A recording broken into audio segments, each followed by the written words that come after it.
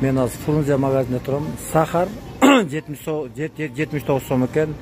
Күнүгө 1 килограммдан экен. 1 килограммдан асса 85 сомдон экен. Жанагы 100 сом болуп кетти, анан 200 сом болуп кетти деген бул болбогон сөз. Мына мен өзүм личный жерде турам.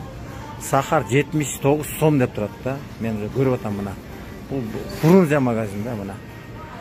Анан жанагы паникайт этип, анан 100 сом болуп кетти, анан 109 сом болуп кетти дегенди мына мен өзүмдүн көзүм менен мына Кудай буйрса көрүп атам да. Мына сахар 79 сом деп турат да. Мына. Ошон үчүн кыргыз элим, кыргыз журтум айтат элем, паникайт этпей, акырындык мына ушу барга дагы шүгүр кылып, жок эмес бар да, Кудайга 1000 мертебе шүгүр да. Мына мен азыр Фрунзе магазинде турам да. Кудайга 1000 мертебе шүгүр да. Жанагынтип анан 100 сом болуп кетти, анан 105 сом болуп кетти дегенди мен билбейм аны. Ошондуктан сабырдуу бололу. Мына Садыр Нуркожоевич Ажооско чоң рахмат. Мына стабилдүүлүктү кармап, министрлер кабинетинин төрагасы Акылбек Үсөнбековичке чоң рахмат. Мына стабилдүүлүктү кармап, мына Кудай буйрса 1000 мертебе шүгүр да.